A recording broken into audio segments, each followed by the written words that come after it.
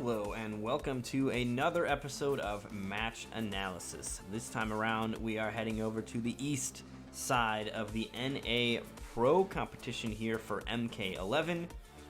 And this is going to be an exciting match indeed. We've got K7 Showoff versus Curbolicous, the undisputed best Cabal around, I would say, versus K7, who is a solid Rain. He's also the Frosty champ, but he is running Rain this time around here from the outset. And pretty sure he runs Rain the whole time on this one. So before we hop in, though, let's quickly take a look at our variations here. From Curbolicous, we got the Air Slight Gas and the Hook Grab. So this is just mobility plus combos and bonus combos on top of that. So lots of damage going to be coming out from Curbo. Also, lots of mobility going to be coming out from Curbo. Then here from K7, we've got the Quantum Rift. It's going to be used to eat some of those projectiles. Geyser Palm for combo extension, and then the Hydro Boost for combo extension as well. So going to be some heavy damage coming out from K7 if he can get that to all work out for him. It's going to cost him kind of heavy meter to do so. Hydro Boost, Amplify, and Geyser Palm both need to be amplified to get those big numbers. But in the corner, actually can do Hydro Boost, Amplify twice, and that's where the real damage is at. So we'll see how that ends up working out. Hold on, why are we 1-1? I think I might have started at the wrong spot. Hold up. Alright, well, I fucked up. Let's start over. This is awful. I think when I was sound checking this, I watched the first round. That must have been what happened. So, I'm gonna do the whole thing over again, because that was dumb. Oh man, I mean, you gotta have a little fuck up here and there. This part doesn't go on the internet. This is a stream exclusive. Whoops.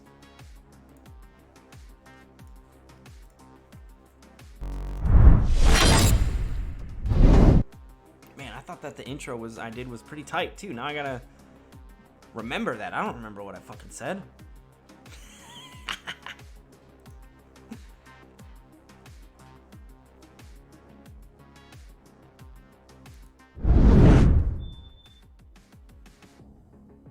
Hello and welcome to another episode of Match Analysis. Here we've got the MK11 Pro Competition NA East week number 3. So this is over on our side of the pond here, and the East Coast, we got K7 versus Curbolicous coming up. This is, I believe, fairly deep into the brackets on the loser side of things, and this is going to be Rain versus Cabal. Now, the reason that I picked this match is that I've been playing a lot of Rain. I really enjoy Rain, so I have been interested to see what some of these upper competitors are doing. K7, definitely one of the better Rains out there, so taking a look at what he's doing, I think it's going to be fun. Variation-wise, Cabal has the Air Slight Gas and the Air Hook Grab, or the Anti-Air Hook Grab. That's what Curbo's been running a lot of. I mean, it's just combo damage on combo damage. He's got mobility with Air Slight Gas on top of that, which lets him even get some weird like pressure situations. And then just Hook Grab lets him turn that damage into big damage. It also has a guaranteed bounce, so it doesn't really matter how late into the combo you do Hook Grab. You can almost always get a jump kick into Slight Gas to either keep the combo going even longer, or in some like later gravity situations where the gravity will kick in after the jump kick, then you start to get some interesting pressure situations. Here from Rain, though, we've got Edenian Force, Geyser Palm, and Hydro Boost. So Hydro Boost, I think, is the star of the show, and then Edenian Force is going to let him do stuff in the air, and Geyser Palm is going to be that anti-air and combo extension. So let's go ahead and hop into game number 1. What is going to be the play here? Opening moves here. I'm curious now. I think Rain he doesn't have like the Quantum Rift and the Quantum Slice stuff, so I don't necessarily see him being too heavy on the zoning side, but we'll see. So far, it's been nothing but Katars here. Look at the range on this too. This is like at max range on the Geyser Palm. And the thing about Curbo's build is he's got Air Slight Gas. He's going to be jumping. Like, he just spent 2 slots on a move that only works in the air. You know he's going to be jumping.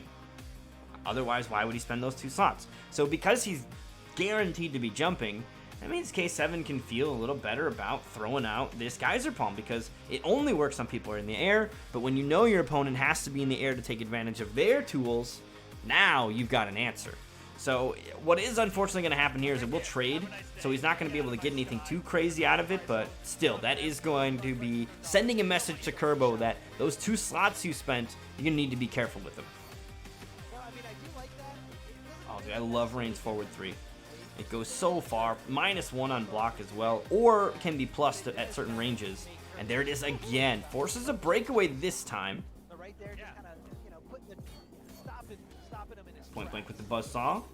Straight into the low. Look at this clean damage. Restand as well. So 27% into a restand.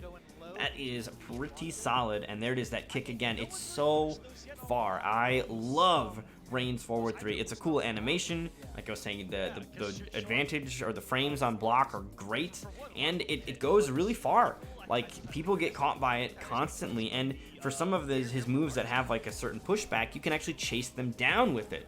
Here's that guaranteed gravity though, so that jump kick into slight gas guarantees a double jump kick combo, which is 33%, no problem from Curbo. Nice side switch. Ooh, that must have been an input error though, not trying to do the Geyser Palm there. Nice throw. Alright, here's the jump in. Nomad dash to catch him as well. And here's that guaranteed jump kick from the slight after the hook grab. It's guaranteed. The bounce is always going to be like that, so you can always do it. Alright, air buzzsaw. Fire away. Ooh, Flawless blocked it, but it's 2 hits. You got to worry about the rest.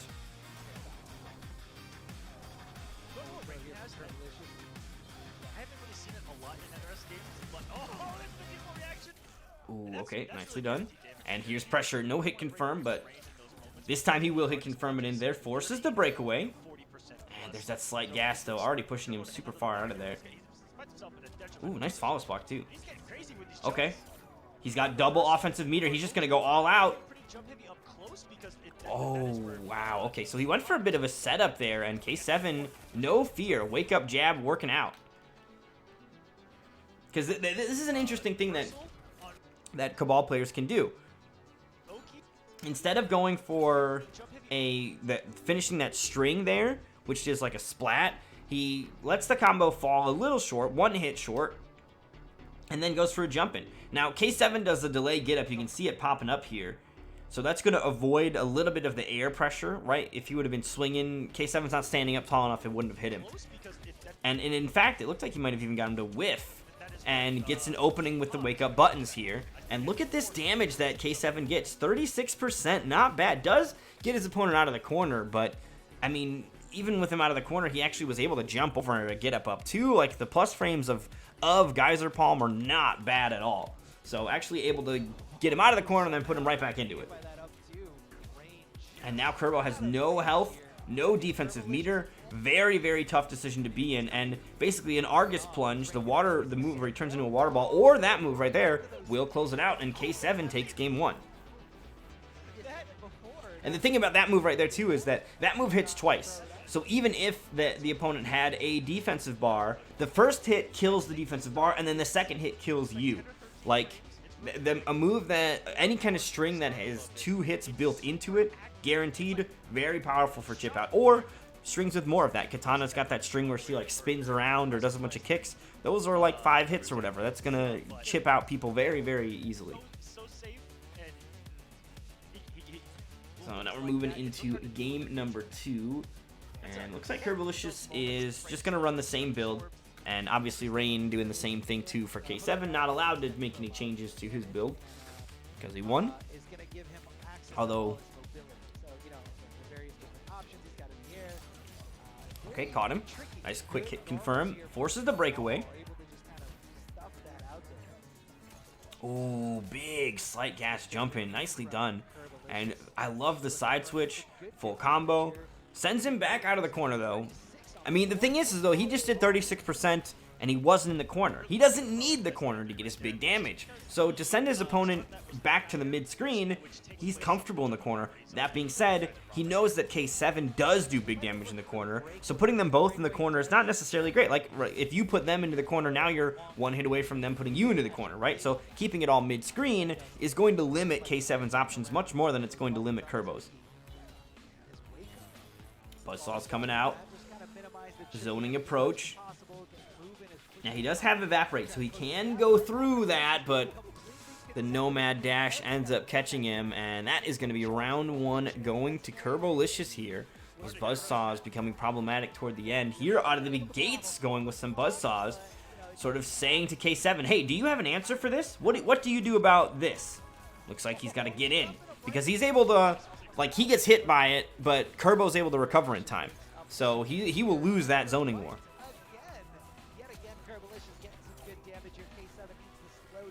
Alright, 34%, not bad.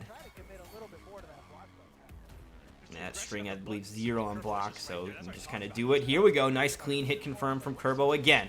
No breakaway to stop this. Is this enough damage? Not quite, but he only needs a few more hits. He'll find the hit with the jump in, and Curbo takes game number 2. So tying it up, that was a really solid adjustment there from Curbo. Curbo was throwing a lot more fireballs, which ended up being a little bit more problematic for K7. And I think overall just the guaranteed damage output that he's able to get any kind of hit leading into hook grab, which then he uses air slight gas to almost every sort of touch was mid 30s, like 34 plus every single time. So very, very strong stuff there. That's why you guys can never check out mentally after a single game like that, because it's not. And we're going to now be moving into game number 3. The back and forth already beginning. Now this is where we are going to see a switch and variation here from K7. K7 is going to, because that zoning, you know, where Cabal can throw a Buzzsaw and recover it with enough time to block, and Rain is forced to wait for the Qatar to travel a lot more. So he'll actually lose that war. So now he takes the Quantum Rift. The Quantum Rift is going to eat projectiles. So now it's going to mean that Buzzsaw is not as much of a threat, because I just put a Rift up. Now you can't throw things at me, and I'm just throwing my zoning. We'll see how much that Rift ends up coming out here, though. So far, hasn't seen too much of a use for it. I mean, this is very, very close range. And look at this pressure from Curbo. He is just all over his opponent right now. Okay, there's the Rift, and he just jumps right past it, right? That's the thing. Curbo doesn't need to zone. He's just willing to if it ends up being the task that's required at the time, but it's not the only way, and he knows that. 26% clean damage, but not the greatest, especially if you consider the amount of damage output that Curbo's been putting on. Some pokes. Oh, look at that. Jumps out and then right back in with the slight gas. That's the thing, too, is that it's very easy for slight gas to seem like a retreating move, and then all of a sudden they're right back in. Is he going to do it? Counter hit crushing blow. He's going to spend the fatal blow. What a play by Curbo. What was K7 caught doing? K7 finishes this combo. He's got a decent chunk of life, 45 or 400, almost 500 life left, 497, and that must have been like a poke or something that he got hit out of. Yeah, it was too early in the frames to do it, but because he had just spent defensive meter, he's going to have to hold all of this, and even with 497 health, let's see if he can survive. I don't think he's going to survive. Personally, my vote's on dead. Oh, geez, dude, that's going to do over 500. Insane numbers. 538 there. So Curbolicous taking round 1 of game 3. The way he got it though with poke, just like canceling his poke, which Ooh, okay, nice launcher. He's ready for that offensive approach there, right? He's got the flawless block timings on that, so K7's going to need to make some adjustments to that. Otherwise, it's going to be a continued fate like that. Here's the launcher. No breakaway available for Curbo. 25% is not too good though, but I think it's still decent, right? Like it's not awful. I also want to pay homage to the outfit that Showoff brought here. He's literally rocking the Sons of the Heartbeat outfit. Ooh, caught him, and this is going to be crushing blow. K7 does have breakaway. He spends it before the hook grab. Smart play. no problem getting these at all. I like Curbolicous going with the Ooh, okay. Dude, this slight gas stuff is so obnoxious. He jumps, he slight gasses. Neutral jump into slight gas. Now he's in front of your face. You weren't ready. Then jumps out, hits you, jumps, and like slight gasses back in. Like it is so rough to know when you are actually allowed to push buttons. Now, granted, if you figure it out, I feel like you can exploit it, but it does take some serious work in the lab to figure it out. And here we go. Curbo answers back game number 3. And he's got some fatalities here as well. I think we've all seen this before, though, so I don't feel bad about skipping it. And K7, we'll see if he sticks it out with Rain the whole way. We do know that he's also got a really solid Sub-Zero, of course, and Spawn's on the list too as well, but it does look like K7 is going to be toughing it out here with Rain. So final stand will be made with Rain. He is going to have to win the next 2 in a row if he wants to claim this one. And this is going to be the same Quantum Rift one, so still has that option to discourage the fireballs. You gotta be ready for anything. You know, you gotta be aware of these. Even the variations, you don't really see that often. Input errors. A lot of people are trying to stop two powerful things about the ball. All right, jump in. Doesn't quite connect, but that last hit finding its mark. Geyser Palm. Breakaway stops it. Ooh, here we go. Decent damage for, I mean, for 1 bar, it's not the greatest when you compare it to some of the heavier hitters, but it's not bad either. Uh-oh, here we go. This is going to be a big crushing blow here. No breakaway to stop it either. Curbo in trouble. Look at this damage. Oh, wow, he dropped the combo, and it was 36%. That was going to be a 40%er, for sure, it looked like.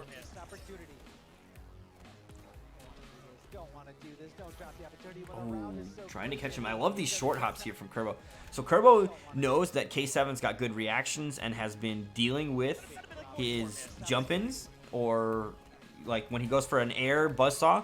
So here, look at this. Just short hop, short hop. He's just trying to bait K7 into doing something. And it worked, right? K7 threw a Geyser Palm up there when there was no one there. Fatal Blow available here for K7, though. One more hit, and there it is. The quick confirm into Fatal Blow. That is exactly how it's done. And that's going to give round 1 over to K7 here. He's got 36% as well. You know, it's as if he knew because of the round prior that Curbolicous wanted to swing. Because he swung over. Ooh, there we go. That's a big opening. Doesn't get the rest of the string to connect there, though. K7 dropping the combo a little toward the end. There's that Rift. Forces Curbo to have to get in, but Curbo's been feeling confident when he is in, right? It hasn't been the end of the world to come in. All right. Okay, it's a clean little combo there. 23%. Back to the mid-screen, though. And I think Rain wants to be in the corner much more than he wants to be in the mid-screen. He gets much more damage in the corner, particularly with Hydro Boost. Oh, he's got the opportunity here. Oh, that slight gas catches him again. Curbolicious on fire right now. Look at this damage, too.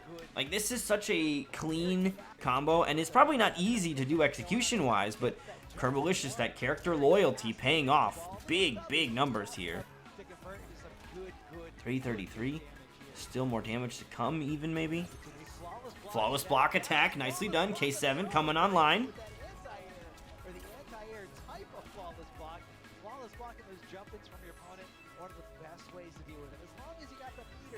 Alright, so here we go. Final round. Is Curbolicious going to walk away from this one, or are we going to go to a game 5 here? The rifts are up. That's going to force Curbo to have to come in, but like we've been saying, Curbo is comfortable coming in, but he's also comfortable zoning, so K7 does still need to remove the zoning option if he can.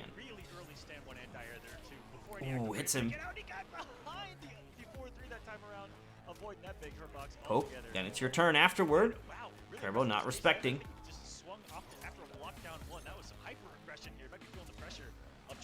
Ooh, got the opening now. Now neither player has a breakaway, so Curbo's going to be able to get max damage here, and he's just going to spend the Fatal Blow. This has been a theme, too, lately. These upper-level players, if they can hit you with their Fatal Blow and guarantee that it's going to hit, they're going to use it. They don't just save it for the kill or for the armor to use later on. They will just do a big dumb combo and take as much of that life bar as possible. They have Crushing Blows and other methods, here speaking of Crushing Blow, to deal with the rest of your health if it comes to it. Here's the life lead for Curbo, and 1 round away. Slight gas in. Hydro Boost up. The challenge on the Hydro Boost. That is one of the fatal flaws of Hydro Boost. Hydro Boost is good. It can be really deadly, but on block, you can amplify it and you can do stuff on the way down, but that stuff, you can even see he's swinging here, but that stuff is not guaranteed. So if your opponent knows what's up, they'll anti-air, and that's exactly what Curbo did. The big anti-air, the full convert off of it as well, and Curbolicious finishes him off. Brutality tears him in half, and in loser semifinals, it's going to be Curbo that moves on. Really solid Rain play still. I like the damage. I think I might actually go back to exploring a little with Geyser Palm as well, but really solid stuff. And that is going to do it there, though, as Curbo advances into losers finals in the Pro Tour NA East for week number 3. I do, of course, want to give a big thanks once again to NRS, NetherRealm Studios, for letting me do these match analysis videos on their content. I didn't necessarily ask for permission, but they've been retweeting them and kind of promoting it, so I do believe that they don't mind that we're doing this here. So big thanks to them, and of course the promotion is really helpful too. So if you're coming here from the NRS Esports account, much appreciated, and I hope you enjoyed the content. But yeah, I want to give a big thanks to them for not only letting me do this, but of course putting on this event. We don't have offline right now, so this is the way that we can get a taste of a big event. We have a good enough netcode that we've been able to have some fun with the COVID still and playing online, but the Pro Tour coming to the online, the Pro competition coming online is massive. So big shout outs to NRS for giving us a really cool event to participate in, and definitely make sure if you've got a PlayStation Ethernet cable that you are getting involved in those. But that is going to do it for this episode of Match Analysis.